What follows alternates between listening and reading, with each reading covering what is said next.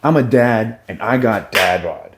And I'm on a mission to get a six pack. I've lost 8 pounds in 10 weeks, overcome a lot of challenges, had a lot of successes, and I've learned a lot of lessons. Looking back on these 10 weeks, I'm very proud of myself. There's a lot I would have changed, but no matter what, I've lost 8 pounds and I've kept them off. Hell, I don't have a six pack yet, but it's coming, y'all. Honestly, the biggest challenge was overcoming me eating a lot of food. I love food, and when my mom was in town, I ate so much food that I gained 5 pounds after losing, what was it, like 6 pounds? And that was just like 3 weeks ago this happened. And mentally, it put me down for just a hot second. But honestly, right after that came my biggest success.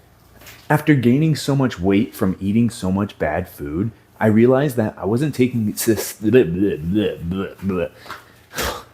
After gaining so much weight and eating so much fuck, I'm gonna trip on so much stuff here. Hold up.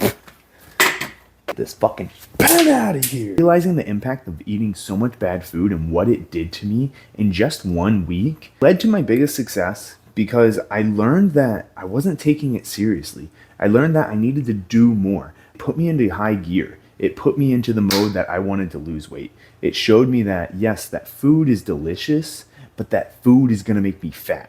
And I don't want to be fat anymore. I don't want this dad bod anymore. I don't want to see this when I wake up. I want to see a six pack. And maybe not the most chiseled six pack ever, but a good six pack that I can see that, wow, I'm not fat anymore. So it gave me the drive to push my limits, to really make sure that I was eating below my caloric deficit. Hell, sometimes I was 1,000 below.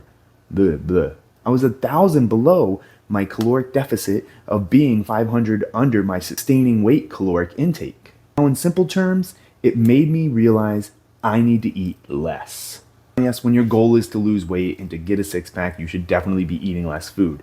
But I truly learned that I could eat less, that I could push my limits more. That 2,000 calories a day isn't hard for me to just sustain as long as I'm eating properly.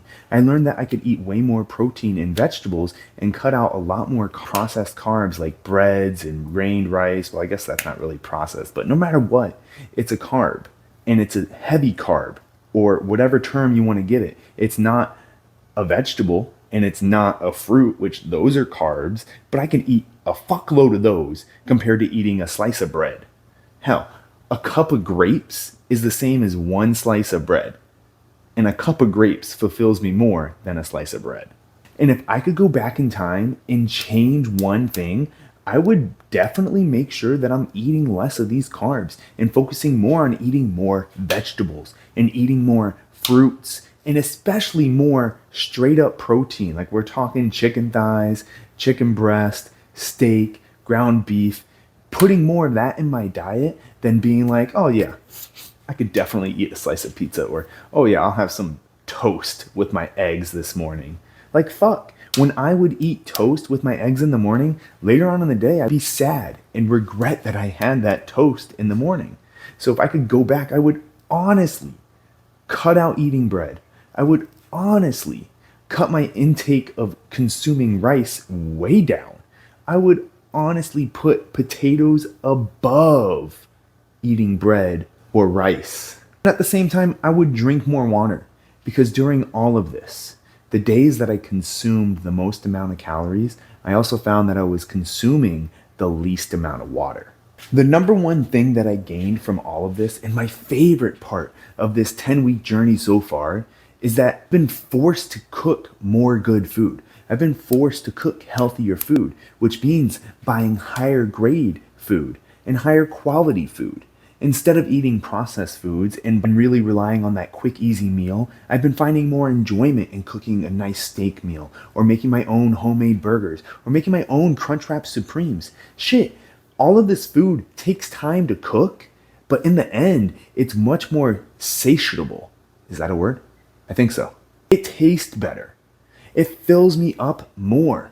I feel better after eating it. Whereas compared to me, oh yeah, I'm gonna have a pizza tonight because it's in my calories, where maybe I can have 3 or 4 slices and I just feel like shit afterwards. Or yeah, I put in my caloric calculator that I had some fast food, but I felt like shit afterwards. Yeah, Tracking the calories like that was fun at the beginning, and being able to eat whatever I want was like, oh yeah, it's so easy to do this. But cooking the food and making it and putting the time and effort into it has really changed my mindset of how many calories I'm going to be able to eat when I'm done with this journey.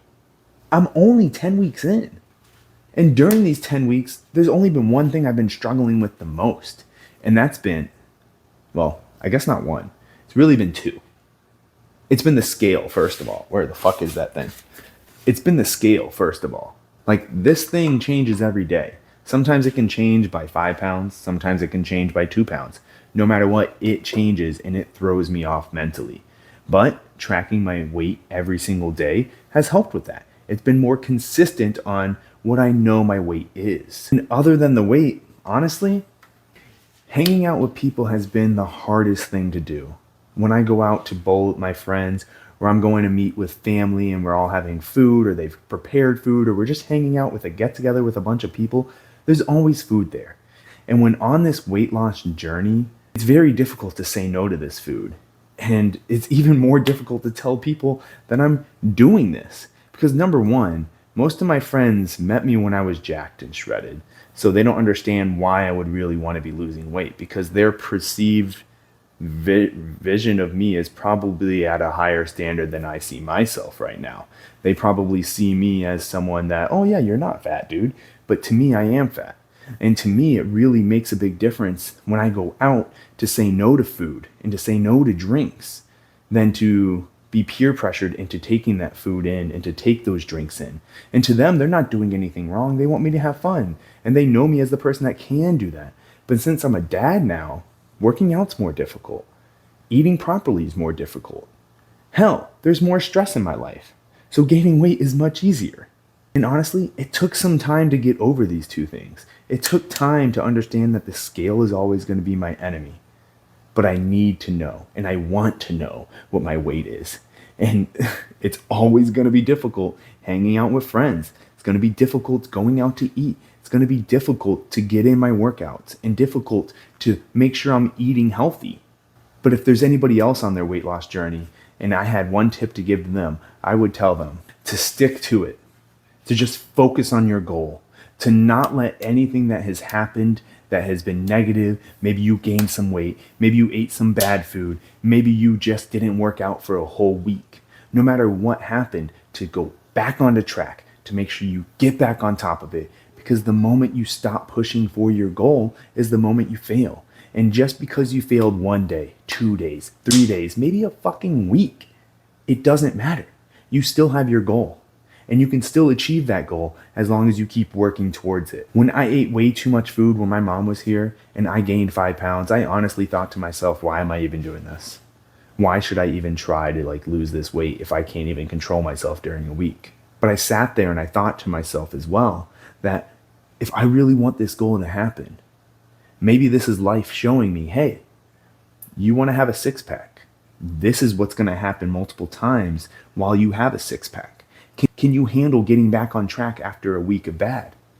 If you can't handle it now, how are you going to handle it in the future? That's exactly what I advise everybody to do. I advise everyone to think about what it's going to be like in the future when they've achieved their goal. Are you going to be able to sustain it? And the only way to know if you're going to be able to sustain it is if you can overcome the challenges that you're facing while going to achieve that goal. If that makes sense. I mean, if it doesn't make sense, I'm very sorry. But for me, it makes sense, and it's what it's got me through all of this. And honestly, I have way more time ahead of me. It's only November. November has just started. All I can think about is what I'm going to eat tomorrow, when I'm going to get my workout in, what I'm going to look like at the end of November. Hell, I think I'm going to look amazing. I don't know how many more weeks I have till we're actually going to see a good six-pack coming from this belly right here. But what I do know is I'm not going to stop. I'm not going to give up. And this challenge won't end till I have a six-pack.